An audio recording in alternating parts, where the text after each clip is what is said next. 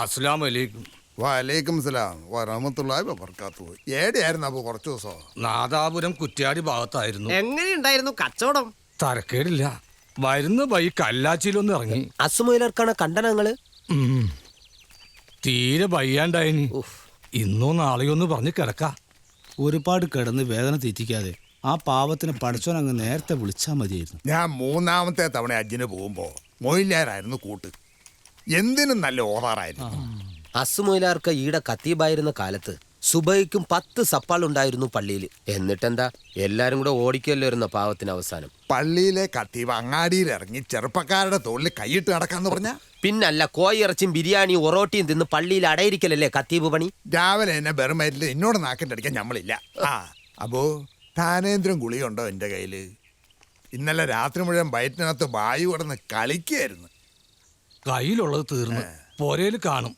ഞാൻ അങ്ങോട്ട് കൊണ്ടുതരാം. ശരി.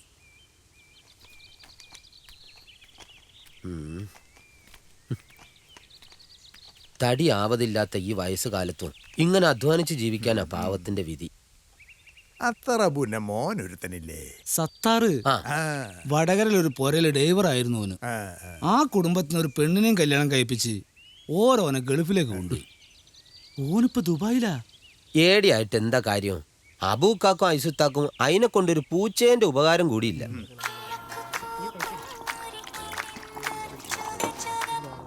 ഐസറിന്റെ ചായക്കടപ്പോ വായനശാല പോലെയാ. എത്രയാ പത്രങ്ങള്. ഇന്നത്തെ കാലത്ത് ഒരു പത്രം വായിച്ചിട്ടൊന്നും ഒരു കാര്യമില്ല. ഒരു 5 പത്തെണ്ണം വായിച്ചാൽ കുറച്ച് സത്യം അറിയാം. മാത്രമല്ല, ഇത്രയും പത്രം വെറുതെ വന്നിരുന്ന് എങ്ങനെയാ വായിക്കാന്ന് വിചാരിച്ച് നിങ്ങളെപ്പോലുള്ളവർ ഒരു ചായ കുടിച്ചാ അതെനിക്കൊരു കച്ചവടാവുമല്ലോ. അസറപ്പേ, അതിന്റെ സൗണ്ട് ഇത്തിരി കുറച്ച് വെച്ചേക്ക്. ഉസ്താദെ മോളിലുണ്ട്. അല്ല, ഉസ്താദ് എപ്പളാ വന്നേ? ഞാൻ സുബൈക്ക് ഇറങ്ങുമ്പോ കിണറ്റിൻകരയിന്ന് കുളിക്കുന്നുണ്ടായിരുന്നു മൂപ്പര്. ഈ ഉസ്താദിനെന്താ നിസ്കരിക്കാൻ പള്ളിയിൽ വന്നാല്? ആള് മോളിലുണ്ടല്ലോ, നിങ്ങൾ പോയി ചോദിക്കേ. അത് പടച്ചോനും ഉസ്താദും തമ്മിലുള്ള ഇടപാടാ. അതിൽ നിങ്ങൾ ഇടപെടണ്ട, അവരായിക്കോളൂ. ഇന്നലെ മട്ടന്നൂരിൽ നിന്നൊരു കൂട്ടർ വന്നിരുന്നു ഉസ്താദിനെ കാണാൻ. രാത്രി ഞാൻ പീടിയോ പൂട്ടുവോളം അവർ ഈ മുറ്റത്ത് നിപ്പുണ്ടായിരുന്നു. ഓരോ ഉസ്താദിനെ കണ്ടോ ആവോ. അല്ല, ഉസ്താദ് മുകളിലില്ലാണ്ടായാല് ഹൈദറിന്റെ കച്ചവടം പൂട്ടേണ്ടി വരുമോ? എന്റെ കച്ചവടം മാത്രം. ഉസ്താദ് മോളിലില്ലാണ്ടായ ഈ നാടിന്റെ തന്നെ കച്ചവടം പൂട്ടൂലേ? ഉസ്താദിന്റെ എത്ര കറാമത്തുകളാണ് നമ്മൾ കണ്ടേ. ബാർബർ പോക്കറിന്റെ മോളെ പെരാന്ത് മാറ്റിയില്ലേ? കാണാണ്ടായ ഉസ്മാന്റെ പുയ്യാപ്പിള ബോംബെയിലുണ്ടെന്ന് പറഞ്ഞത് ഉസ്താദല്ലേ? ഉസ്താദിന്റെ കൈനീട്ടത്തിന്റെ വില അറിയാലോ. ഉസ്താദ് കൊടുത്ത ചില്ലറയെന്ന മരക്കച്ചവടക്കാരൻ ജോൺസൺ മരമില്ലും ഇക്കാണുന്ന സ്വത്തുക്കളും ഉണ്ടാക്കിയത്. അസർപ്പ, എല്ലാവർക്കും ചായ എടുത്തു കൊടുക്ക്. ഞാനിത് ഉസ്താദിന് കൊടുത്തിട്ട് വരാം.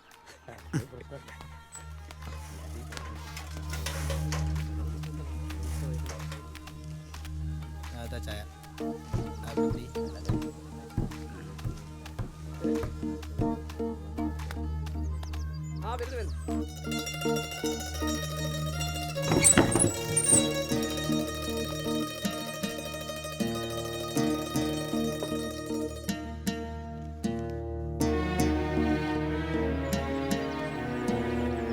ഹൈദറേ,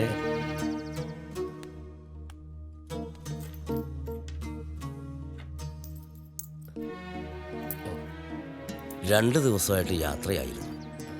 യാത്രകൾ അള്ളാഹുവിൻ്റെ നിശ്ചയങ്ങളാണ്.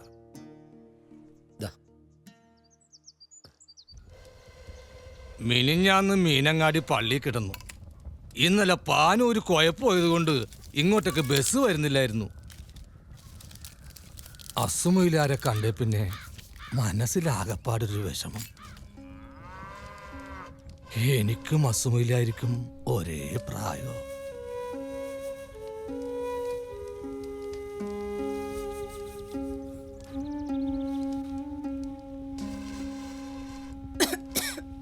നീ ആ പുക തിന്നണ്ട.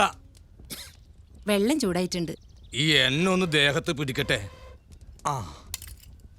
എന്നോട് പറയാൻ വന്ന കാര്യം മറന്നു. വരുന്ന വഴിയിൽ ബസ്സിൽ കണ്ടൊരു പഴയ ചങ്ങാതിയാ പറഞ്ഞത്. ഹജ്ജ് കമ്മിറ്റി ഈ കൊല്ലത്തെ ഹജ്ജിനുള്ള അപേക്ഷ വിളിച്ചിട്ടുണ്ട്. കഴിഞ്ഞ കൊല്ലം കൊണ്ടുപോയതിൽ ഇരട്ടി ആളുകൾ ഇക്കൊല്ലം കൊണ്ടുപോകുന്നു. ഈ കൊല്ലം നമുക്കൊന്ന് ശ്രമിക്കണം. നമ്മളെ കൊണ്ട് കൂട്ടിയാ കൂടുവോ? എല്ലാത്തിനും പടച്ചോനൊരു വഴി കാട്ടി തരും. സമ്പത്തും ആരോഗ്യമുള്ള മുസൽമാനും മാത്രമേ പടച്ചോ ഹജ്ജ് നിർബന്ധാക്കിയിട്ടുള്ളൂ. എന്നാലും ഇതെൻ്റെ ഒരു മോഹ. മരിക്കുന്നതിന് മുമ്പ് ആ പോരിശയാക്കപ്പെട്ട മണ്ണിലൊന്ന് കാലുകുത്തുക, മുത്തു റസൂലിന്റെ റള കണ്ണിറയൊന്ന് കാണുക.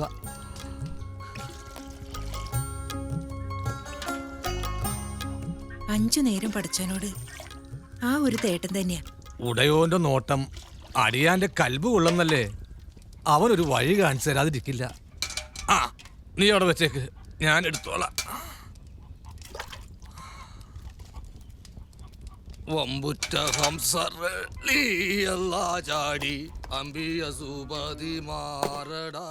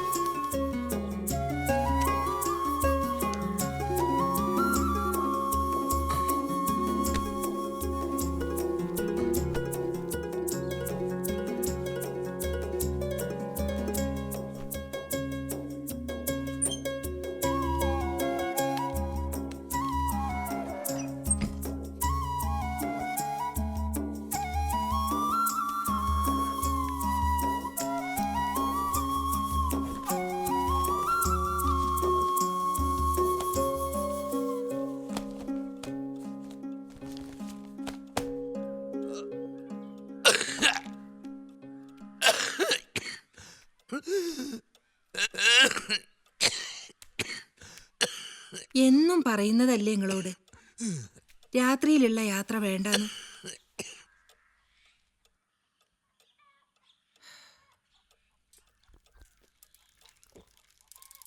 നാള് ചെല്ലും തോറും കച്ചവടം കുറഞ്ഞു വരിക. കൗതുകം കൊണ്ട് ചുറ്റും കൂടുന്ന കുഞ്ഞുങ്ങളല്ലാതെ ആവശ്യക്കാർ കുറവാ. അത്രയൊന്നും ഇപ്പം ആർക്കും വേണ്ട. എല്ലാവരും ഇപ്പം ഗൾഫിൽ നിന്ന് കൊണ്ടുവരുന്ന സ്പ്രേകളല്ലേ.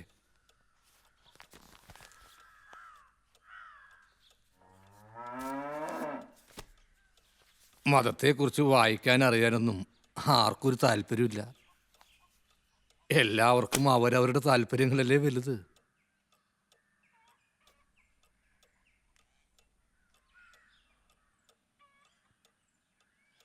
ഇന്നലെ രാത്രി ഒരുപോലെ കണ്ണടച്ചിട്ടില്ല. ബസ്സിൻ്റെ കുലുക്കവും തണുപ്പും.